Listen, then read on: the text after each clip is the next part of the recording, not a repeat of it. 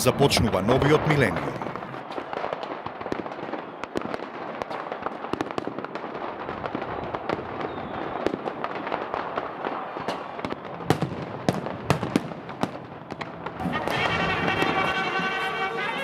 Пречекот на новата 2000 година е како пречек на една голема нова година.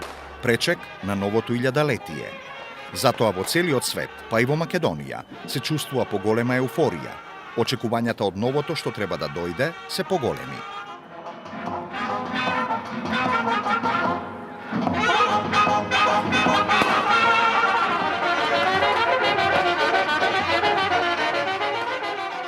Очекувањето на новото секогаш е проследено со верување за складност, рамнотежа и нова, се уште неистрошена животна свежина.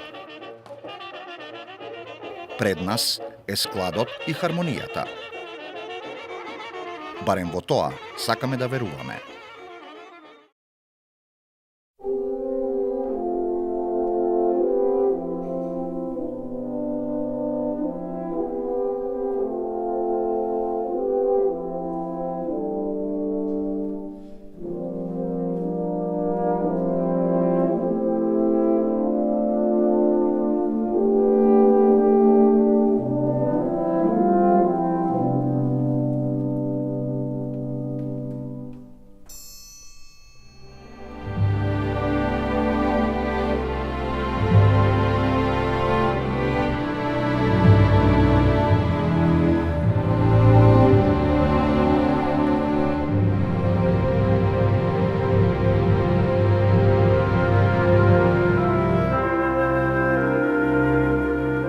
Болната точка во развојот на младата македонска држава е периодот на транзицијата.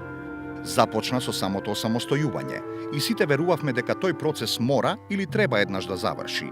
Сите верувавме дека знаевме многу за социјализмот, се обидувавме да ги сватиме и разбереме механизмите на капитализмот, но никој не успеа прецизно да го објасни и протолкува преминот од социјализам во капитализам.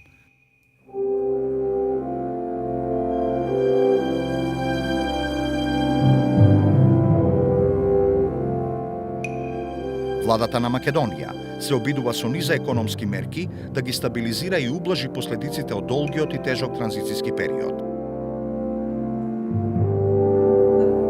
Коалицијата која владееше во државата 2000-та година, значи дојде ја извои победата на изборите 98 на бранот на економски очекувања, односно добивме ВМРО ДПМН која беше на известен начин, да речам, култивирана или цивилизирана со присуството на демократска алтернатива, која требаше да биде оној фактор која ублажува инаку националистичката, да речам, реторика и пристап на тогашното ВМРО. 2000 година беше година на успеси. Година на многу реформи кои што се започнаа, се завршија и дадоа одлични резултати и покрај тоа што имаше многу стравување дали ќе се завршат.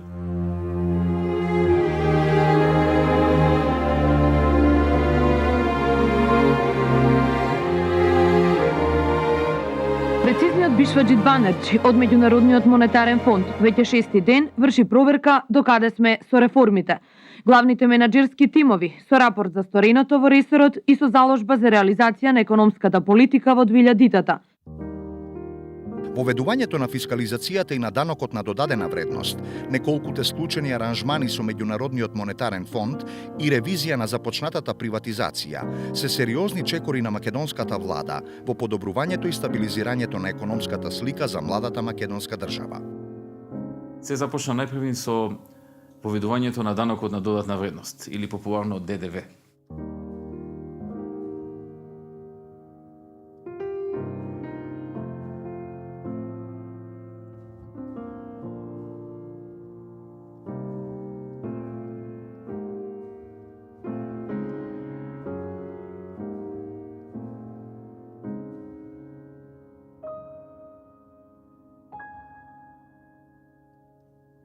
Воведувањето на данокот на додатна вредност во секоја држава представува еден потрес.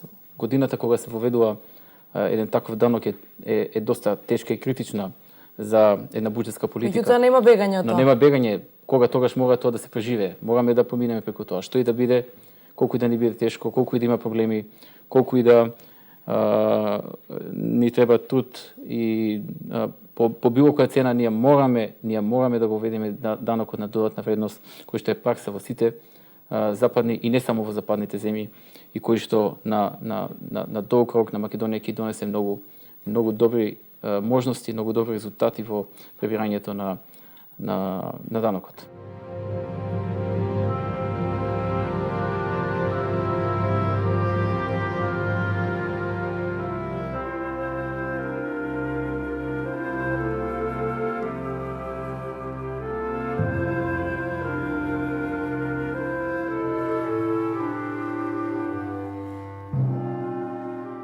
Ги држив да изгинете. Знаев што правам, знаев каде одам.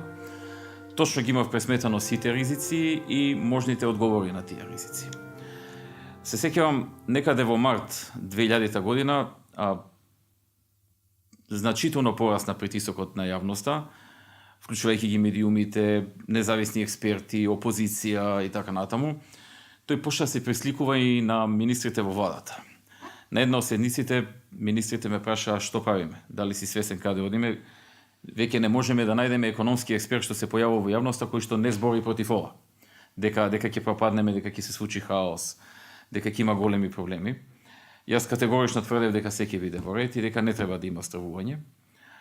На крајот се сеќавам во последните неколку дена пред воведувањето ми се јави тогашниот премиер Георгиевски и ме рече: дали си сигурен во ова што го правиш, дали си длабоко во себе сигурен? Да, кажа дека сум длабоко во себе сигурен и дека знам дека ќе биде добро. Дали си свесен на последиците доколку тргне на лошо и што може понатаму да биде? Реков да, свесен сум и подготвен сум да ја преземам одговорноста доколку дојде до некаков лош развој на настаните. Имаме остварување од 11 милиарди 350 милиони денари, што отприлика значи околу 22-23% повеќе од планираното. И можам да заклучам дека данокот на додатна вредност во најголем дел успеа да ја собери целата даночна евазија. Приходите во буџетот почнаа драстично да растат, без при тоа да имаме некое зголемување на даноци или така нешто слично. Со други зборови, многумина што дотогаш не плаќа, создаваа сива економија. Многумина кои што дотогаш на некој начин наоѓале начини да не го плаќаат данокот на сметка на оние кои што го плаќале данокот, правејќи ги тие што го плаќаат данокот понеспособни, побудали и така натаму, едноставно беа приклештени да мора да влезат во системот и да се намали нелојалната конкуренција во државата. Стана јасно дека државата е заеднички дом на сите, иако дома плаќаш струја, вода, комунали, ме разбирате и телефон, државата која сватиш како твојот дом, во неќе плаќаш данок, за да има струја, вода, образование, здравство, улици и патишта. Фискалните сметки се дел од сите спортски успеси. Затоа, побарај фискална сметка, за да добиеш поквалитетен живот. Министерство за финансии, за заедничко добро. 2000 година нашата екипа се подготвуваше да учествува на Олимписките игри во Сиднеј. Меѓу екипата беше и нашиот носител на медаљите од претходните светски и европски првенства Могамет Ибрахимов. Тој настапи изворедно подготвен и едноставно знаете дека освои првата медаља бронзена за Македонија. Дојде иранец кој беше светски првак да се бориме и тоа предходно на 3 месеца пред Олимпијата отидовме у Египет на еден турнир во Александрија. Иранецот го победи нашиот, значи изгуби, ами тоа изгуби тактички. Тој го познавав ја многу длабоко дека фаќа за една нога, нашиот имаше специјалност. И сите очекува, ја викав, бев убеден 100% дека ќе земеме медаља. И публика, и наши, спортисти, све, и како ќе земеме? Гледате, полека, негова минута е последната минута. И иранецот го тера, влегове у нога и овај го фаќа исто така. Со голем една амплитуда и на сред струнјача го трешна и зема медаља. Тоа беше еуфорично, убаво за целиот македонски народ, со многу јавување, со многу телопи дека Македонија веќе медалист и меѓу светот борачки, меѓу светот спортски, меѓу олимписките, да еден млад олимписки комитет освои медаља, што беше голема гордост за сите нас.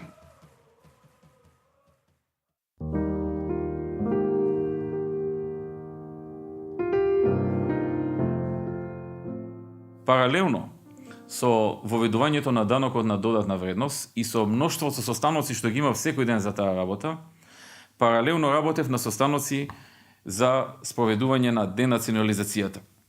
Ни беше зацртано денационализацијата како закон да се донесе во месец март 2000 година, а неговото спроведување да започне 6 месеци подоцна, односно во септември 2000 година. Тоа го објавивме на јавноста и не бевме подготвени да остапиме од тоа. Бевме цврсто решени тоа да го задржиме и да се исполни така како што сме го ветили на јавноста, иако пред изборите тоа го немавме ветено, но го ветивме тогаш, кога јас дојдов во Министерството за финансии како министар. Помогнаа многу луѓе, направивме одличен тим, го поканивме професорот Стефан Георгиевски, кој што вреди да биде спомнат во една ваква прилика за неговиот труд и ангажман во подготовката на измените и дополните на законот за денационализација. Професорот Гале Галев исто така се вклучи огромен тим од Министерството за финансии. Јас лично, исто како за ДДВ-то, се фокусирав на оваа реформа. Потрошев по неколку часови дневно за подготовка на оваа реформа и конечно кон крајот на март се донесе во парламентот овој закон.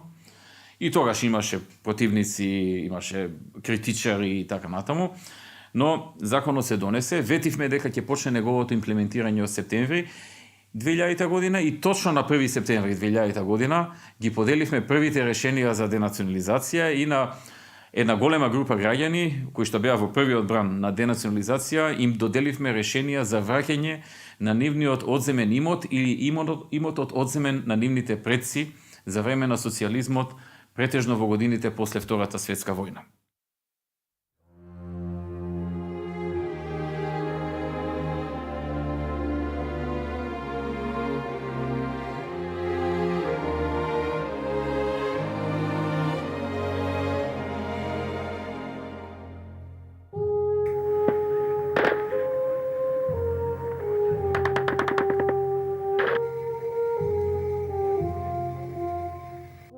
Они иду, али српска војска и полиција долази. Катар! А Шиптар нече да постои! Ќе остане ли Македонија вистинска и единствена оаза на мирот и покрај случувањата во соседно Косово? Ова прашање го постави актуелната политика, но неговата тежина, важност и суштина длабоко продре во свеста на обичниот македонски граѓанин. Се изнагледавме од ужасите на војната на просторите на поранешна Југославија и некако скришно се надевавме и верувавме дека во нас постои свест и сила да одолееме и да го зачуваме мирот. А на Балканот, тоа е веќе друга приказна. Косовската војна во регионот измести многу работи. Политички, безбедносно, измести многу работи. Практично се направи реконфигурирање на Балканот, кој уште трае. Некои прашања не се затворени, некои се до половина решени, некои народи во регионот се многу незадоволни, некои се задоволни, некои се рамнодушни кон тоа што се случуваше. Меѓутоа, по мое убедување, после независноста на бившите југословенски републики 1991 година, ова е најголемото геополитичко тектонско пореметување во регионот. Балканот тој период уште не беше безбеден. Косово беше една точка нестабилна, која што беше како темпирана бомба, која што може да експлодира и тука да и околните држави, вклучувајќи и нас, да не вовлече, бидејќи поголемиот дел од албанците се интимно врзани со Косово и повеќе за Косово се секира отколку за некои наши работи. Македонските албанци почувствуваа дека во тој момент со Косовската војна или војната за Косово 99-та се води битка практично за се албанската кауза во регионот. Че тие имаше многу луѓе кои од тука отидоа на Косово, македонски албанци, да се борат за таа кауза на Косово. Имаше за сето време, ја би рекол сосема логична логистичка поддршка на луѓето од тука кон нив. Многу борци на УЧК на Косово доаѓа, ако беа повредени, ако беа ранети, ако им требаше било какво прегрупирање, доаѓа на македонска територија во тие гранични зони, па се враќаа назад. Крајно невнимателно беше од политичките структури тоа да го подценат, тоа се гледаше од авион, дека после Кумановскиот договор УЧК структурите се слободни и тие можат да притиснат за промена или подобра позиција или условно кажеме помош на позициите на македонските албанци во Македонија.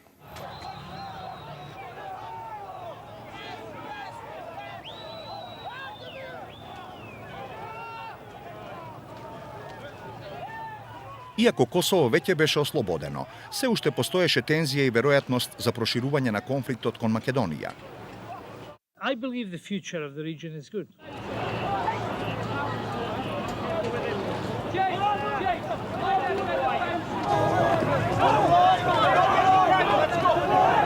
Двилјадата година посебно беше бурна и за соседството, посебно во Србија. Во Србија од војните имаше многу ратни профитери, имаше многу криминалци, многу војници остана без работа и тие нема друга работа, освен да се занимаваат со криминал. И имаше многу големи мафијаши, Аркан, Ашанин и плејада криминалци кои што за жал почна да им стануваат херои на Белградската младина. Но со држава нема играње. Кога заврши нивната улога, државата ги среди.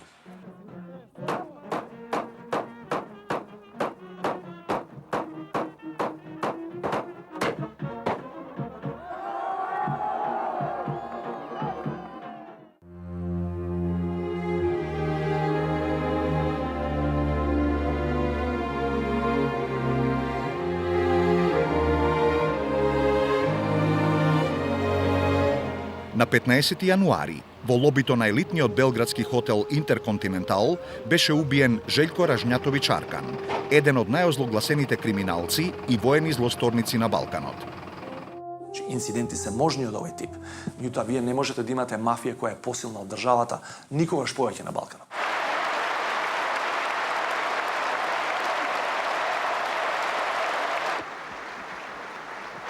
Следеше падот на Милошевиќ.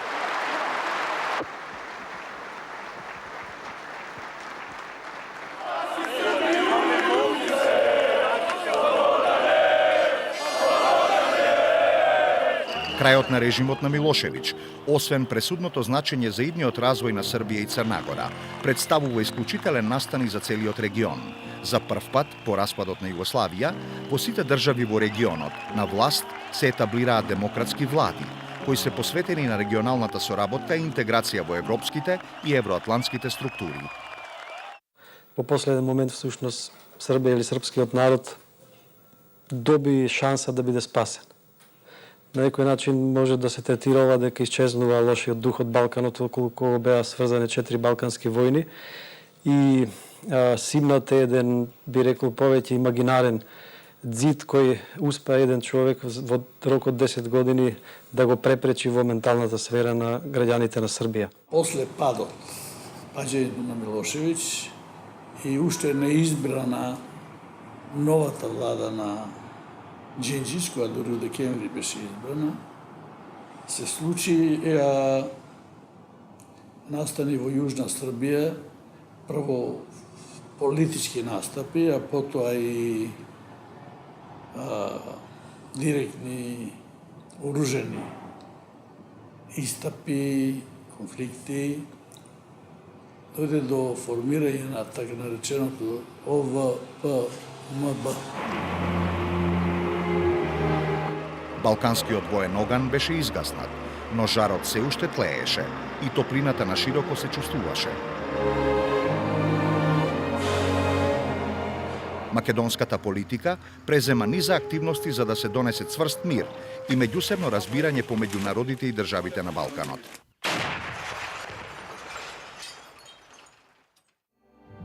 Во таа насока беше организиран вонреден самит на процесот на соработка во Југоисточна Европа, кој се одржа во Скопје. На наша иницијатива и покана председателите и премиерите на земјите членки на процесот за соработка на земјите на Југоисточна Европа се одзва и изразија спремност да расправат за безбедноста и стабилноста во регионот и така да разговараме околу просперитетот, околу заедничката иднина на регионот, да се координираат, можно да се координираат дел од активностите на она што значи наше побрзо интегрирање во Европа и евроатлантските интеграции и на некој начин усогласување на напорите кои одат во правец на што побрза имплементација на пактот за стабилност. Македонија очекува еден постабилен Балкан и една поголема соработка на балканските држави и нормално на некој начин тоа е индиректна потврда на улогата на Македонија која има во оваа деценија во Балканот. Нормално тоа малку символично се совпаѓа со тоа што ние ова година сме преседавачи на процесот за Југоисточна Европа, што ни ја дополнува таа слика, меѓутоа верувам дека тоа ќе биде една добра конференција и ќе се вклопи во оној нов дух кој ние го бараме за Балканот.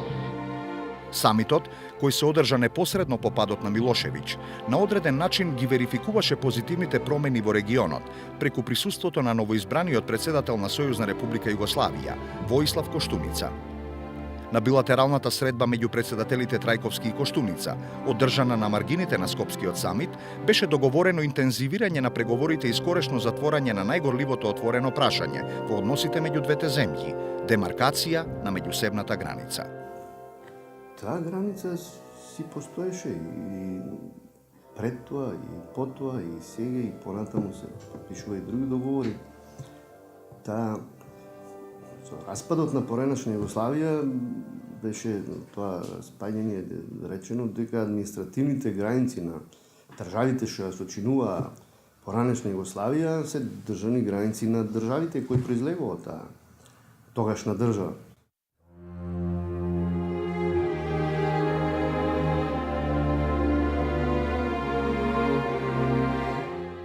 Од првиот ден, откако влегов во Министерството за финансии, почнав да работам на тој случај како да им се вратат парите на граѓаните кои што имаат стари заробени девизи. При тоа морам да кажам дека ние немавме како семејство стари заробени девизи, значи не беше некој личен мотив, туку беше една грижа која што не оптоваруваше сите нас и беше еден баласт останат од декадата по земањето независност на Република Македонија.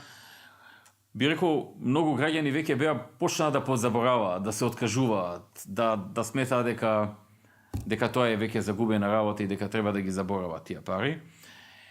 Многумина се уште се надева. Како и да е, во период од 3 месеци подготвивме закон со кој што издадовме оврзница и предвидовме дека овие пари треба да се вратат во 10 години, 2 пати годишно, рата од 2 пати годишно, значи 6-месечни рати во период од 10 години со одредена камата и дека тоа ќе се направи од средствата во буџетот на Република Македонија.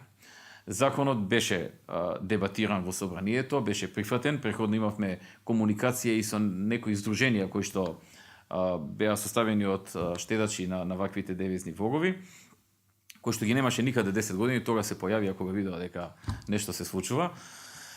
И за среќа работите добро се завршија, законот се усвои и со гордост можам да кажам дека 2011 година е година кога се исплаќа последната рата.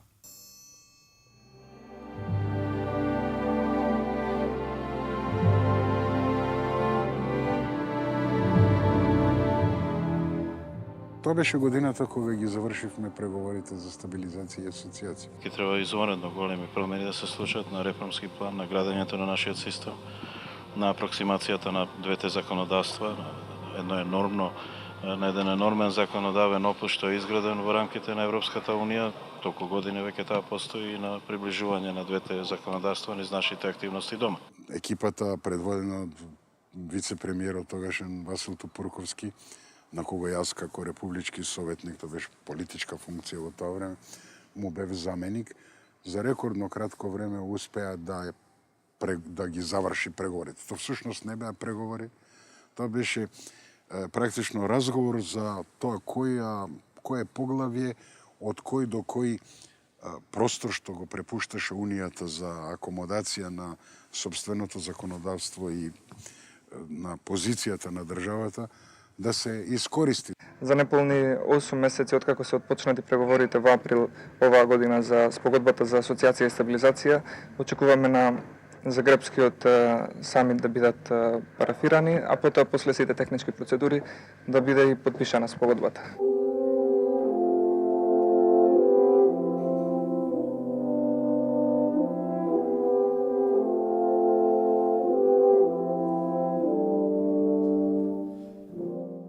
Звездата на Загребскиот самит беше Република Македонија, која на маргините на самитот официјално ги финализираше преговорите за склучување на спогодбата за стабилизација и асоциација, како прва држава од Западен Балкан која потпиша таков тип на асоцијативен договор со Унијата и го парафираше текстот на спогодбата.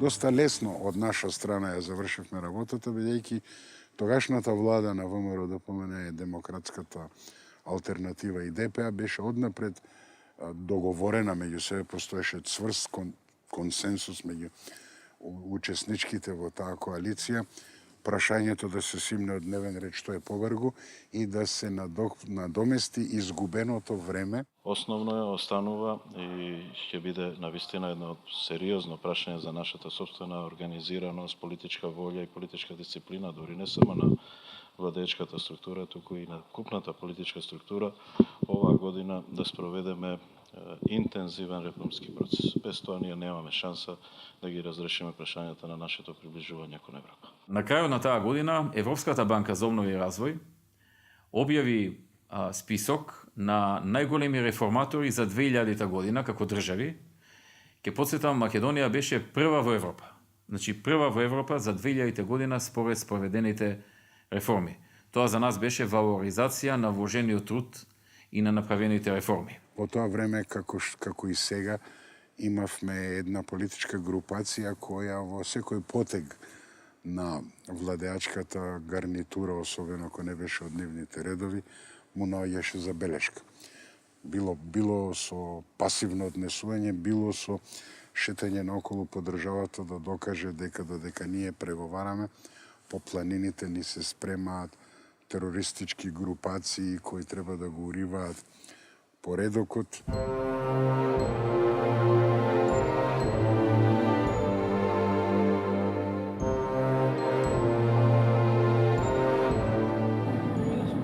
Кај си ти што беа по нивите? Ја по нивите што ништо?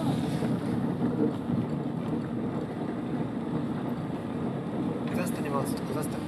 Прати се нас. Чисто, не тука. Според климатските фактори и според поднебието, во Македонија теоретски секоја пролет може да биде релативно топла, но таа 2000 година се повеќе се зборуваше за жешка политичка пролет во нашата држава. Летото таа година настана расцеп во ВМРО ДПМН и колку што најбројната партија во власта со попратеници и колку што знам 8 пратеника од ВМРО ДПМН и Стапија. Сите тие беа приврзаници на Борис Стојменов, кој до крајот на 99 година беше подпредседател во владата, а со реконструкцијата што ја изврши, мислам, на 20 декември 99 година, тогашниот премиер Љупчо Ѓорѓиевски отпадна Борис Стојменов, кој беше, мислам, подпредседател и министер за финансии. И бидејќи како последица на тоа дојде до врижба во ВМРО ДПМН и летото, во времето на годишните одмори, тие 8 пратеници и Стапија, а почна да се јавува колебање и околу и внатре во нивниот коалиционен партнер Демократската алтернатива на Тупурковски.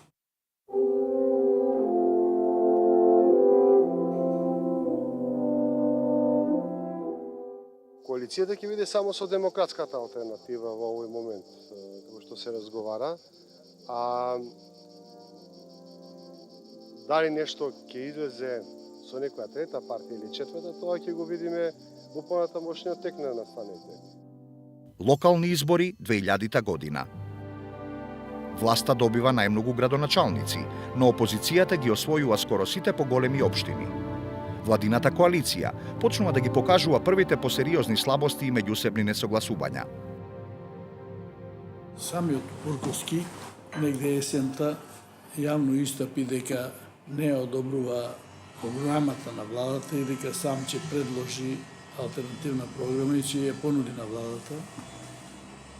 Околу тоа настапија доста големи заплети. Тупурковски инсистира на 11 до 12 министерства. Ќе се договорите? Ќе се договорите ли? Ќе видиме сега. Ќе видиме, денеска ќе разговараме. Тајванската авантура на Васил Тупурковски доживеа сериозен неуспех. Председателот Борис Трајковски не ги прима акредитивите на тајванскиот амбасадор. Не знам зашто таков притисок се врши врз мене од тајванска страна. Нели ти имат сега вршител на должност тука и тој дипломатската пракса познава. Што му смета да тој си извршува функции така како што се? Кон крајот на 2000-та година, значи, еден од серијалот на настани кој е вовед во 2001-та е и растурањето на владеачката коалиција, односно излегувањето на демократска алтернатива од власта. Се смеда дека тоа е токму последица на неуспешноста на авантурата Тајван и нарушените односи помеѓу Тупурковски и Љупчо Георгиевски. И тоа е еден исто така битен елемент за анализа на македонската демократија и македонскиот парламентаризам во смисла што таа коалиција во тој момент беше на стаклени носи. Значи, можеше да се случи и да едноставно се распадне, за да треба да се оди на нови избори или конституирање на нова влада.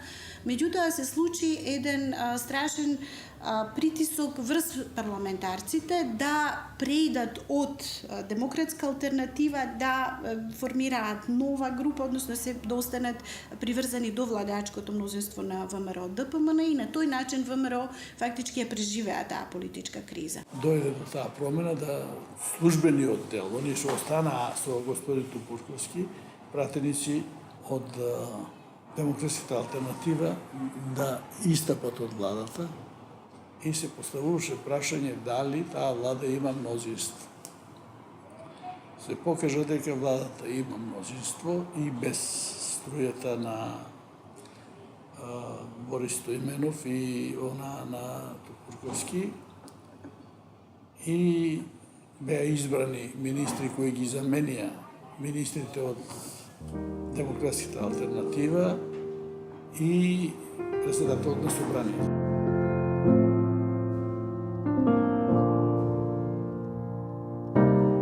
За жал, во тоа време имаше, значи, силни индикации дека пратеници се купуваа, значи имаа своја цена за да опстане коалицијата. При лепското село Штавица веќе 2 дена живее со американски каубојци, ловци на уцени, комити од времето на Отоманската империја, даскали и војводи. По снимањето на стените од Дивиот Запад во Штип и околните села, филмската екипа на прашина или со работен наслов "Каде ни оди гласот кога веќе не нема" се всели во Штавица. Новинарите присуствуваа на снимање на 2 сцени од, како што вели режисерот Милчо Манчевски, уметничката реконструкција на времето од почетокот на векот, кога Македонија била на насловните страници по светот, а низ земјата пустошеле над 200 неразлични банди. Во овој филм има многу пукање, многу крв, се разбира филмска. Има исто толку крв колку што беше крвав 20-тиот век. По мене, после Илинденското востание и Крушевската република, најдобро нешто што може да и се случи на Македонија, тоа е филмот Пршина на Милчо Манчевски.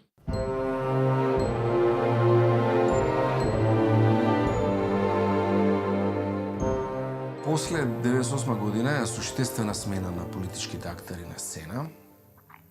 ВМРО со Љупчо доаѓа првпат во коалиција со ДПА и Џафери и Тачи, една драматична промена, која имаше и позитивни ефекти во економијата пред се. Меѓутоа, која разви една теза за релаксирани меѓуетнички односи, кои можеби они така ги гледаа, можеби тие стварно беа така. Да ја потсетам, ние имавме исклучително добри рапорти за состојбата на младсинските права. Гласно се пласираше тезата дека нема меѓуетнички проблеми во Република Македонија, дека многу се хармонизирани тие односи и нема проблем од тој карактер. Во 2000-та година, особено во текот можеби на првата половина од годината, не се насетуваше ништо што би значило конфликт во Македонија, затоа што гледано од мој аспект како новинар, политичката ситуација во земјата и тогашната влада како соработуваше. Тоа беше владата на ВМРО ДПМН, Лјупчо Георгиевски и ДП со Џафери и Тачи. Беше влада која многу ветуваше. Ветуваше во однос на меѓуетничките односи, затоа што тогаш почна да се движат работи што до тогаш се нема случувано. Прашањето за високото образование на албанците, поставувањето на првите основи за локалната самоуправа, интенцијата тоа да се спроведува, самиот однос на коалиционите партнери беше многу солиден, немаше уцени, немаше кавги во коалицијата. Од економска гледна точка пак на некој начин имаше одреден, може да се рече, и просперитет и немаше чувство на дестабилизација во државата. Ние немавме написи, барем јас колку што се сеќавам, во таа смисла на зборот дека треба нешто револуционерно да се случи во државата, да има толкаво незадоволство и да треба да се случи конфликт. Ништо не навестуваше дека на Македонија ќе се случи конфликтот. 2000-та година ја затекна Македонија на известен начин како поделена на зони на влијание во една, да речам, релативно хармонична ситуација што се однесува на меѓуетнички план, во смисла на некакви релаксирани меѓуетнички односи, со тоа што ВМРО си го гледаше својот дел од политичкиот па и економскиот бизнес, ДПА си го гледаше својот. Во тој период таа владина коалиција кога тврдеше дека на највисоко ниво и на најдобро ниво досега во Македонија меѓуетничките односи се добри, ни се случија одредени настани што ги издемантираа. Тоа покажува дека тие во тоа време нема реална проценка на теренот како стојат работите. Они очигледно се затворија во свој круг и во своите кабинети, нивните односи меѓу коалицијски стварно беа многу добри и модеше муабетот, може да се договорат за одредени работи, но на теренот очигледно се случуваше сосема нешто друго.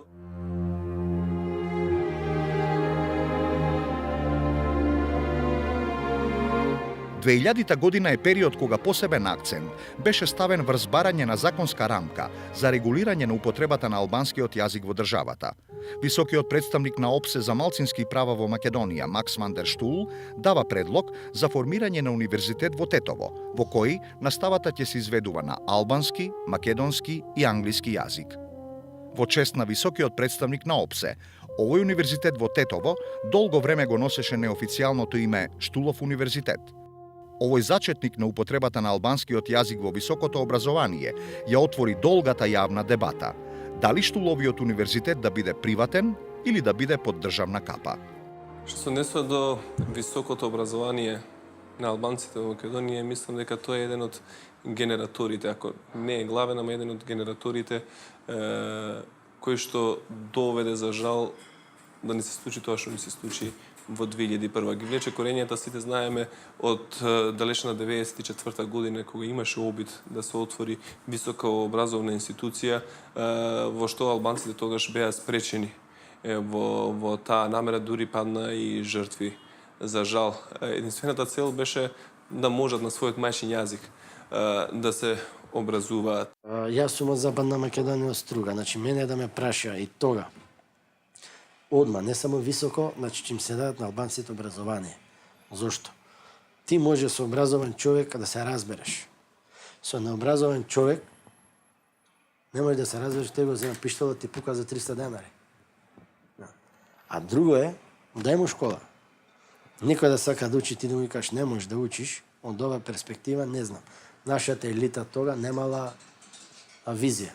Дека дај му ти школа, образовај го, инкорпорирај го во системот, социализирај го и нема да ги имаш тие проблеми.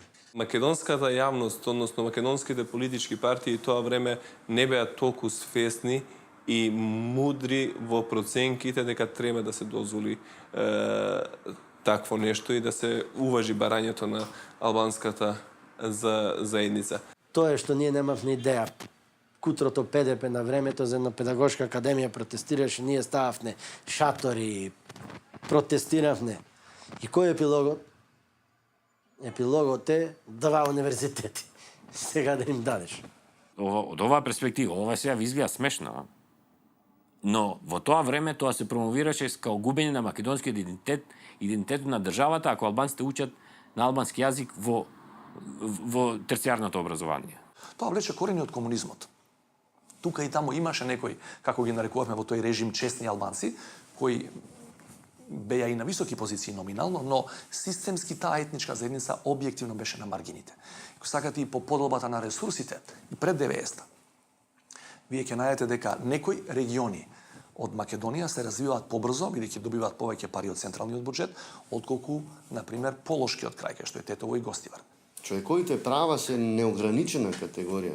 Јас, кога се правата на луѓето упрашање, велат, дадени се вакви права, вакви и така натаму.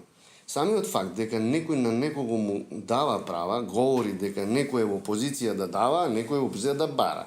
Значи, правата на луѓето се природна неограничена категорија.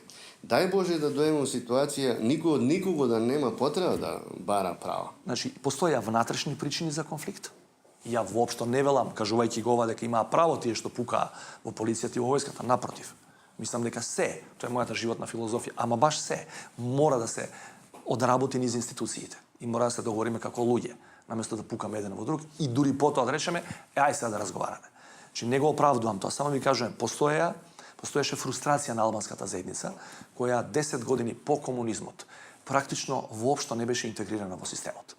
Статистиката тоа речито го говори. Постоја максимум 2,5% албанци во целокупната државна администрација. Во тие така наречени сензитивни државни органи, полиција, војска, тајни служби, немаше ни во промили.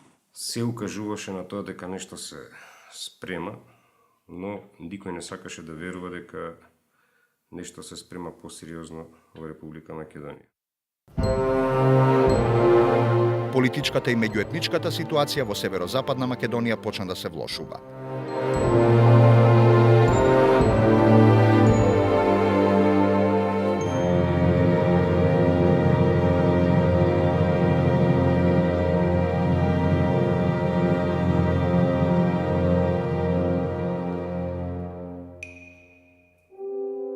Настаните во Арачиново, Кондово, Кравари и на косовската граница несоа немир и неспокој меѓу политичарите, а посебно меѓу обичните граѓани.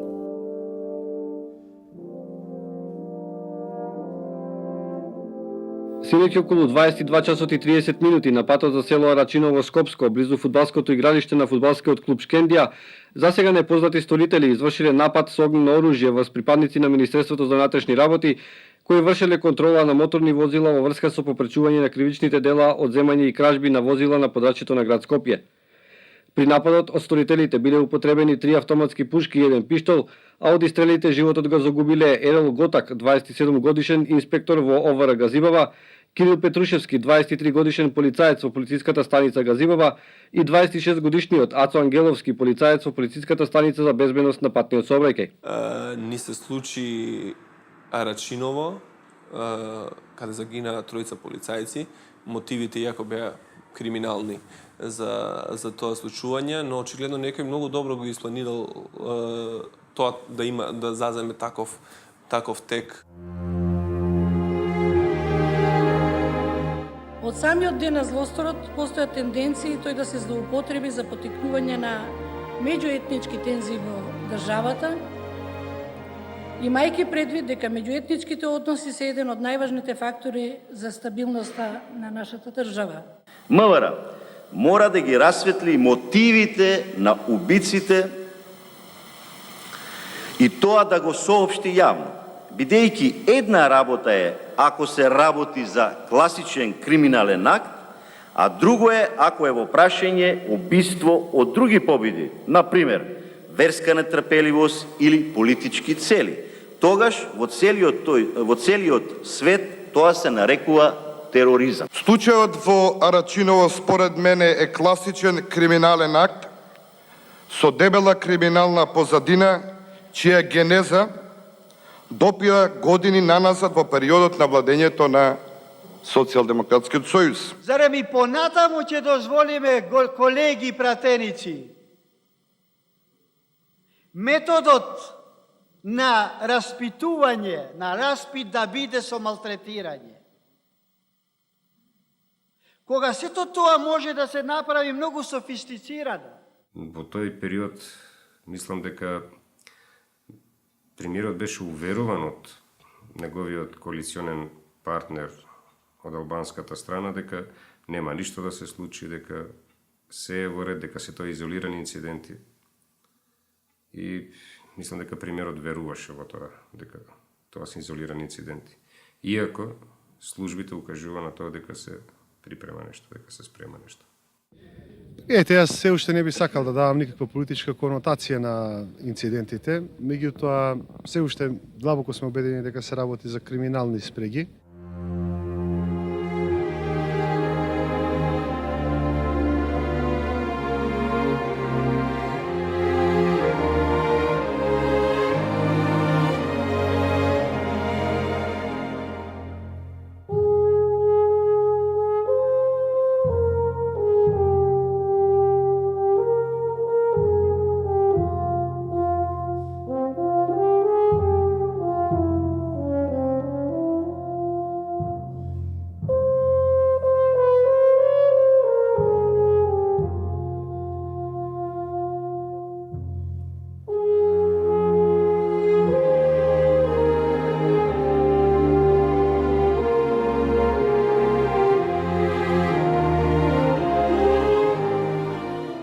Убиството на тројцата полицајци во Рачиново беше првиот сигнал дека нешто посериозно ќе се случува. Тогаш полицијата интервенираше адекватно, брзо. Имаше одредени апсења, се знае сторителите. Мислам дека тоа убиство требаше да биде главниот сигнал во структурите на МВР за преземање на некои посериозни мерки за припремање на полицијата за тоа што предстои. Но сепак пак тврдам дека некој не сакаше во врвот да верува дека може да дојде до такво нешто, до посериозен конфликт. Убиството во Рачиново е јануари 2000 година, значи една година е пред нашиот конфликт, и до ден денес има прилично контроверзни позиции, две сосема спротивни позиции за неговата суштина.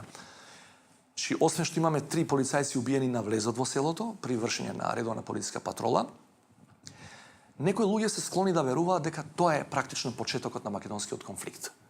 Значи, јануари 2000. Други велат дека е тоа само обид на тогашните параструктури да се накалемат на една акција, значи да се закачат за една акција која од аспект на нивната филозофија во тој период, нивниот концепт, платформа, им вршеше работа. Затоа што е факт дека постои соопштение на тогашната ОНА, кој е издадено многу подоцна од реалниот настан, кој се случи во јануари, ви реков, во кој се вели ова е наше дело, ние ја преземаме одговорноста заради тие и тие причини. Мој впечаток е дека, но за тоа треба дополнителни истражувања, не можам да бидам до крај сигурен, мислам дека тоа не е почетокот на војната во Македонија. Мислам дека тогашната ОНА само умешно го искористи тој настан за да го најави своето присуство и на овој простор. Следеше Осломеј, после Осломеј следеше гранатирање на полициска станица исто во Теарце, во Тетовско, што значи дека интензитетот постојано растеше. Јас се сеќам дека 2000 година бев поканета во Маршал центарот во Германија, во Гармиш-Партенкирхен, заедно со Ветон Сурои, да зборуваме за перспективата на Македонија Косово. Додека Ветон Сурои беше благодарен на НАТО силите за интервенцијата и спасување на многу животи, јас во мај 2000 година јавно кажав, до година кога ќе ме поканите на вашиве средби, јас нема да можам да дојдам затоа што во мојата држава ќе има војна. После само неколку месеци, моите колеги кои беа присутни таму ми се јавуваа на телефон да ме прашаат како можеше да знаеш. Јасно, 2 и 2 се 4, мислам, сите елементи беа веќе на сцената. За честија инцидентите на границата со Косово. При извршувањето на редовните обврски во рамките на граничното обезбедување, граничната патрола од караулата Долно Блаце во 14:30 часот на оддалеченост од 1 километар североисточно од караулата во длабочина од 50 метри на наша територија, забележала двајца илегални преминувачи. На предупредувањето да застанат, тие веднаш се повлекне на територијата на Косово среде Југославија, а граничната патрола според постапките на граничното обезбедување поставила заседа. По половина час на местото на настанот е испратена нова гранична патрола во состав од 4 професионални војници. По известно време врз неја е отворен оган од снајперско огнено оружје, при што двајца војници се ранети. Состојбата во државата сосема нормална, но овдека очигледно станува збор за голема пречка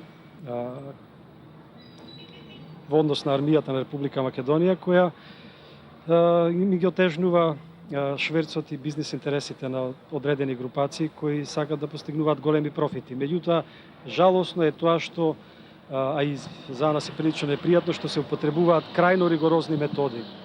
Методи кои не можат по ниедна друга основа да бидат квалификувани освен како терористички зафат. Се случи да 4 македонски војници бидат киднапирани, граничари бидат киднапирани од сили во Косово, значи од оние паравоени формации УЧК, кои потоа влегува во преговори со македонското министерство за одбрана, кое преговараше за ослободување на тие војници. Се покажа дека е Македонија порозна држава, дека фактички на границата можат да ви влезат паравоени формации кои потоа преговараат како некој фактор со министерството за одбрана. И сето тоа покажа една ровита ситуација, една јасна слабост на државата.